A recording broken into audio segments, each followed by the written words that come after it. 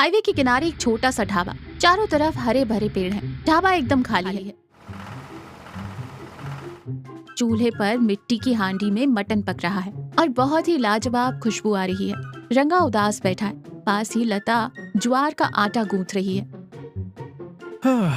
पता नहीं आजकल के लोगों को क्या हो गया है लता। खाने में रंग, अजीनोमोटो और रबड़ जैसे खिंचने वाले नाम दो तो लोग टूट पड़ते हैं। मैं सुबह 4 बजे उठकर सिलबट्टे पर मसाले पीसकर इस मिट्टी की हांडी में मटन बनाता हूँ, फिर भी खाने कोई नहीं आता। लगता है आजकल इस ईमानदारी की कोई कद्र ही नहीं बची है। लता मुस्कुराते हुए आटे की लोई बनाते हुए कहती है, आप बेकार ही परेशान हो रहे हैं जी। जिससे असली स्वाद की पहचान होगी वो कहीं से भी ढूंढता हुआ आ जाएगा। हमारा ये देसी नाश्ता, ये गर्मा गर्म ज्वार की रोटियां और शुद्ध देसी घी में बना देसी मुर्गा।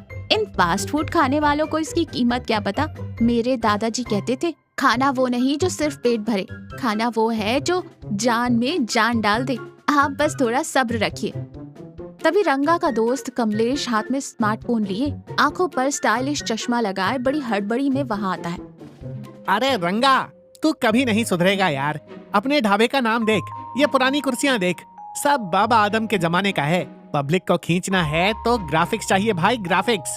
कल ही मैं शहर के एक बड़े होटल में गया था। उसने बड़ी सी प्लेट में जरा सा खाना रखा, ऊपर से एक हरी पत्ती सजा दी और सीधा 1000 रुपए का बिल थमा दिया।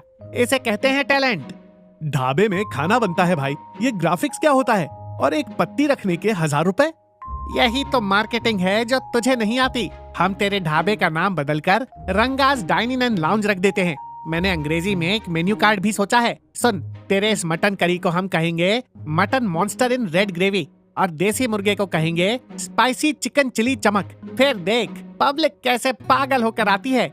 लता हंसते हुए कहती है, कमलेश भैया, इन्होंने जिस देसी मुर्गे को इतने प्यार से पाला है, अगर आपने उसे चिली चमक बना दिया तो उस मुर्गे की आत्मा भी कभी शांत नहीं होगी। हमारे खाने में कोई मिलावट नहीं है, तो फिर इन नामों में अंग्रेजी की मिलावट क्यों? अरे भाभी जी, आप नहीं समझेंगी। खैर, कम से कम प्रमोशन के लिए एक वीडियो तो बना ले। रंगा, तू ये करछुल पकड़कर एक स्माइल दे। मैं इंस्टाग्राम के लिए एक रील बनाता हूँ। बैकग्राउंड में एकदम ट्रेंडिंग म्यूजिक डालूंगा। कमलेश अपना फोन का कैमरा ऑन करके रंगा के चेहरे के पास लाता है। रंगा चिढ़कर करछुल से कमलेश के हाथ पर हल्का सा मारता है। मुझे ये पोज वोज देना नहीं आता। मेरी हांडी से उठने वाली खुशबू ही मेरा प्रमोशन है। तू ये कैमरा बंद करेगा या नहीं? अफसोस, कल जब इस ढाबे पर ताला लग जाएगा ना, तब तुझे मेरी याद आएगी। बैठ, ऐसे ही मक्खियां मारता हुआ बैठ। दोपहर की तेज धूप है। रंगा और कमलेश सड़क के किनारे खड़े होकर बातें कर रहे हैं। गाड़ियां तेजी से गुजर रही हैं, लेकिन कोई रुक नहीं रहा। देखा रंगा, सुबह से एक भी गाड़ी नहीं रुकी। मेरी बात मान, एक बड़ा सा बोर्ड लिखवा ले, बाय 1 गेट 1 फ्री। एक प्लेट मटन करी के साथ झंडू बाम की डिब्बी फ्री। रंगा गुस्से में कहता है, ये झंडू बाम क्यों बे? अरे तेरा मसालेदार मटन खाकर अगर किसी के सिर में दर्द हुआ तो लगाने के काम तो आएगा। ओए, मैं घर का बना शुद्ध घी और बिना मिलावट के मसाले इस्तेमाल करता हूँ। मेरी करी खाने से सिर दर्द नहीं होता, बल्कि तकदीर बदल जाती है। और ये एक पर एक फ्री देने के लिए मैं कोई साबुन की टिकिया नहीं बेच रहा, अपनी जान लगाकर खाना बनाता हूँ। मेरे खाने का एक क्लास है। तो जा, अपनी हांडी लेकर बीच हाईवे पर खड़ा हो जा। तेरा क्लास क्या है ये कार वाले ही तुझे बता देंगे। अचानक एक बहुत ही शानदार लग्जरी कार जोरदार ब्रेक मारते हुए उनके ढाबे के सामने रुकती है। कार रुकते ही कमलेश डर के मारे 2 कदम पीछे खिसक जाता है। कार से ब्रिजेश काका बाहर निकलते हैं। उन्होंने महंगा सूट पहना हुआ है और फोन पर बहुत ही गुस्से में बात कर रहे हैं। उनके चेहरे पर भारी तनाव है। ब्रिजेश काका फोन चलाते हुए कहते हैं, वो 500 करोड़ का प्रोजेक्ट कैंसिल होता है तो होने दो। मेरी जान से बढ़कर कुछ नहीं है। डॉक्टर ऑपरेशन की कह रहे हैं। मुझे कुछ हजम नहीं हो रहा, पेट में भयंकर जलन है। फोन रखो तुम। वो फोन काट कर अपना पेट पकड़े हुए झुंझलाहट के साथ ढाबे की तरफ देखते हैं। कमलेश तुरंत अलर्ट हो जाता है और अपनी टूटी फूटी अंग्रेजी झाड़ने की कोशिश करता है। कमलेश रंगा के कान में फुसफुसाते हुए कहता है, ओए रंगा, बहुत बड़ी पार्टी है, कोई अरबपति लग रहा है। ये जो भी पूछे तू बस अंग्रेजी में यस सर बोलना।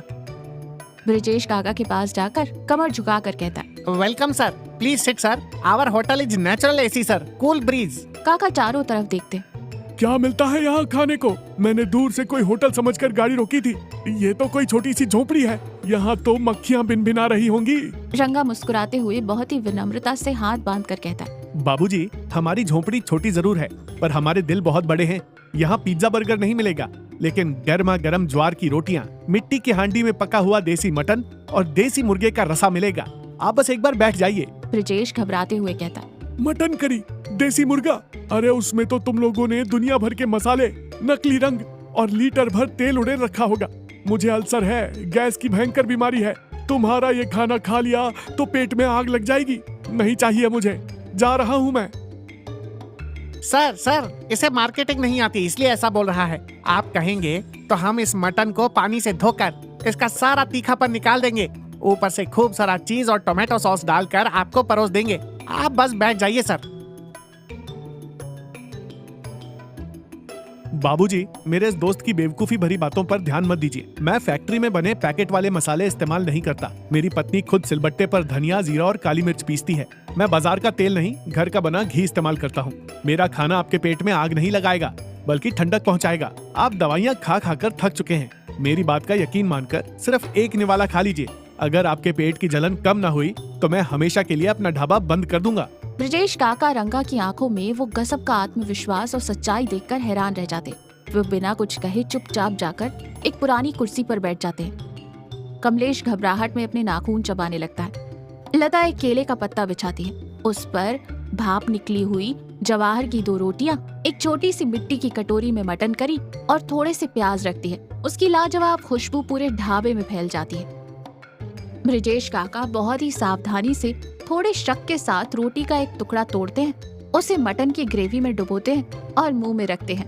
रंगा हाथ बांधे चुपचाप उन्हें देख रहा है। कमलेश तो जैसे भगवान से प्रार्थना कर रहा है। ब्रिजेश काका बहुत धीरे धीरे चबाते हैं। अचानक उनका चबाना रुक जाता है। उनकी आंखें बड़ी हो जाती हैं। उनके चेहरे की वो सारी सख्ती और तनाव गायब हो जाता है, जैसे वो किसी पुरानी दुनिया में खो गए हों। उनके हाथ कांपने लगते हैं और आंखों से आंसू तैरने लगता है। कमलेश बुरी तरह कांपते हुए फुसफुसाता है, मारे गए रंगा, इसके तो गैस दिमाग में चढ़ गई है। देख, आंखों से पानी आ रहा है। ये अभी पुलिस को फोन करेगा। मुझे मत फंसाना, मैं तो यहाँ से खिसक रहा हूँ। काका हाथ के इशारे से कमलेश को वहीं रुकने को कहते, फिर सिर उठाकर कांपती हुई आवाज में रंगा से कहते, बेटा 2 रोटियां और लाना और थोड़ा सा वो रसा भी डाल देना। रंगा और लता के चेहरे पर एक गजब की खुशी थी। कमलेश का मुंह आश्चर्य से खुला का खुला रह गया। ब्रिजेश काका किसी भूखे बच्चे की तरह वो दोनों रोटियां मिनटों में साफ कर देते हैं। खाने के बाद वो अपनी आंखें पोंछते हैं और हाथ धोते हैं और भावुक स्वर में कहते हैं, मेरे पास हजारों करोड़ की दौलत है बेटा। मैंने लंदन और न्यूयॉर्क के बड़े बड़े 5 स्टार होटलों में खाना खाया है, लेकिन पिछले 10 सालों से मैं जो कुछ भी खाता था वो मुझे दवाइयों की तरह लगता था। कोई स्वाद ही नहीं आता था। हमेशा एक तनाव, एक डर लगा रहता था। लेकिन आज जैसे ही मैंने तुम्हारा ये निवाला मुंह में रखा, मुझे 50 साल पुरानी बात याद आ गई। मेरे गांव में बारिश हो रही थी और मेरी माँ ने ठीक इसी तरह मिट्टी की हांडी में लकड़ी के चूल्हे पर मुझे मटन बनाकर खिलाया था। रंगा, आज तुम्हारे इस खाने में मुझे हूबहू मेरी माँ के हाथों का स्वाद मिला है। 10 सालों बाद आज जाकर मेरा पेट भरा है। मेरी आत्मा को शांति मिली है। रंगा भावुक होकर हाथ जोड़कर कहता है, बाबूजी, आप ऐसे आंसू मत बहाइए। आपको इस तरह तृप्त होकर खाते हुए देखकर मेरा जीवन सफल हो गया। मैंने ये खाना कोई व्यापार करने के लिए नहीं, बल्कि अपनी जान लगाकर बनाया था। ब्रिजेश काका आंसू पोंछकर मुस्कुराते हुए कहते हैं, तुम्हारा ढाबा छोटा जरूर है रंगा, लेकिन तुम्हारे खाने का रुतबा आसमान से भी बड़ा है। आज के बाद तुम ये सोचकर दुखी मत होना कि यहाँ ग्राहक नहीं आते। तुम्हारी इस ईमानदारी का मैं तुम्हें एक इनाम देता हूँ। कल से मेरी फैक्ट्री में काम करने वाले 500 कर्मचारी रोज दोपहर का खाना तुम्हारे ही ढाबे पर खाएंगे। लता बेहद खुश है। 500 लोग, ये तो बहुत खुशी की बात है बाबूजी। कल से आपके कर्मचारियों के लिए मैं खास देसी मुर्गे का पुलाव बनवाऊंगी। बात यही खत्म नहीं होती रंगा। हम तुम्हारे इस ढाबे को ऐसे ही रहने देंगे, लेकिन शहर के बीचों बीच बिल्कुल इसी मिट्टी की हांडी और कंडे वाले स्टाइल में एक बड़ा ऑथेंटिक देसी रेस्टोरेंट खोलेंगे। सारा पैसा मेरा होगा और स्वाद तुम्हारे हाथों का। ये सुनते ही कमलेश तुरंत फिसलकर ब्रिजेश काका के बगल में आकर खड़ा हो जाता है। सर, क्या गजब का आइडिया है सर। उस शहर वाले रेस्टोरेंट में अगर मार्केटिंग हेड की कोई कुर्सी खाली हो तो मुझे दे दीजिएगा।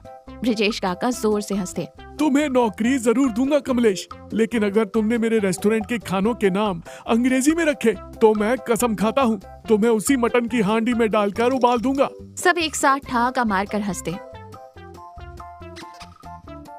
ब्रिजेश काका अपनी कार के ड्राइवर को भी बुला लेते हैं और फिर सब मिलकर रंगा, लता, कमलेश और ब्रिजेश काका बाहर खुली हवा में चटाई पर बैठकर एक साथ जवार की रोटियां और मटन करी खाते हैं।